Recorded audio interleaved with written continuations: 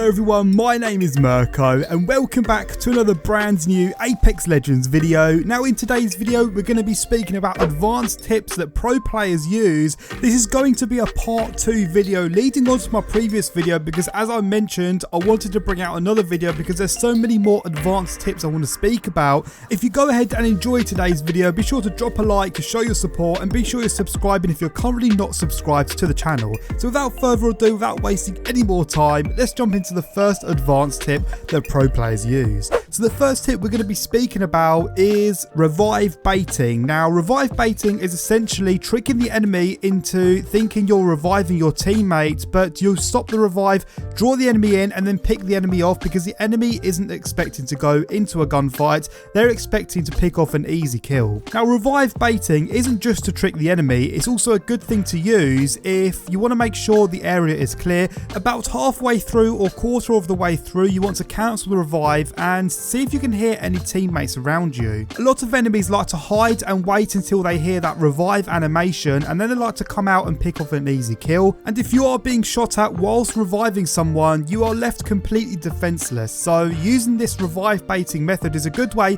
to be sure that there are no enemies around you and that you're doing the revive in the safest way possible. A good place to do the revive baiting method is in buildings, as it is very loud when you are reviving your teammates, and it's a good technique to use if enemies are hiding in buildings and you can trick them into coming out of the building and they won't expect to be going into a gunfight. So the next tip we are going to be talking about is catching enemies off of rotation. Now I'm sure when you guys hear a gunfight you want to go straight towards that location and get involved in the action, but before you do that pay attention to where the next ring is located and maybe you can catch the enemies off of rotation. You can rotate in the ring early on and wait for the enemies to come close towards the ring. If you are placed on the right side of the ring and there are shots going off even further to the right, instead of pushing that gunfight, be the smarter person and wait for the ring to come in, and then you can catch them off guard when they're rotating. And what's the best thing is that they are forced to rotate and they have to push towards your way,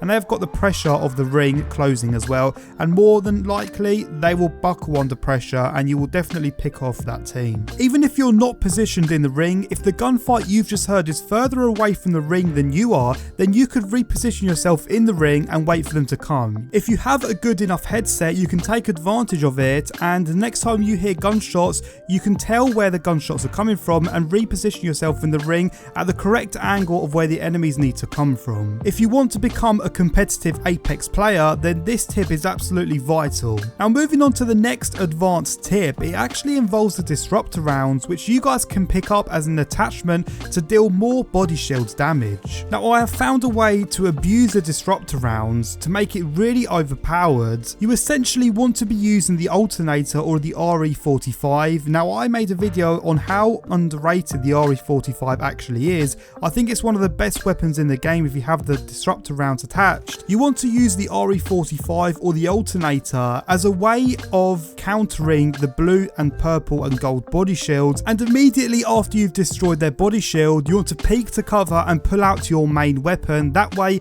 the second time you're engaging in a gunfight you only have to put a few bullets into the enemy before they go down. Use the cover to your advantage, and once you've broken their body shield make sure you're peeking back to cover, pulling out your main weapon, because if you do continue on with the RE45 or the alternator, they've both been known to be fairly weak weapons in general without this attachment, and you're going to run out of ammo before you manage to down the enemy. So the best thing to do is peek behind cover and use your main weapon, whether it be a Spitfire, a R301, and you can do a better job that way. So the last advanced tip we are going to speak about is shoulder baiting. Now some of you guys might have heard what shoulder baiting means. Shoulder baiting is essentially ducking in and out of cover during a gunfight so you take very little damage when engaging in a gunfight, and it's a much more safer way when engaging with enemies. There are many factors that fall under shoulder baiting, and the first one we're going to be speaking about is using it as a way of being unpredictable. Now, you don't want to shoulder bait just randomly and just keep ducking in and out of cover, because the enemy is probably going to pre-fire and keep shooting at you and you're going to be caught off guard. What you want to be doing is you essentially want to be ducking to cover when you're taking a lot of bullet damage like you usually would, but you want to immediately come straight back out again when the enemy has stopped shooting. The enemy won't be expecting you. The only time the enemy sees you is when they're being shot at, which is actually really advantageous to you.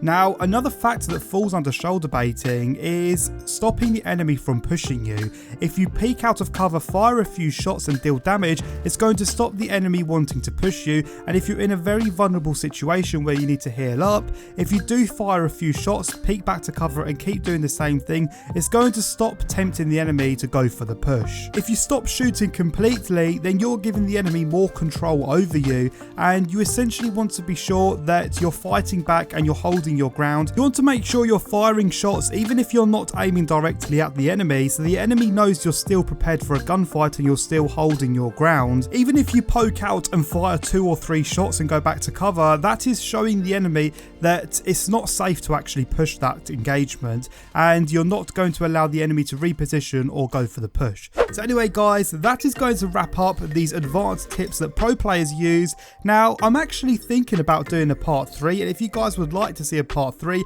be sure to smash that thumbs up down below and be sure you're subscribing to the channel if you're currently not subscribed.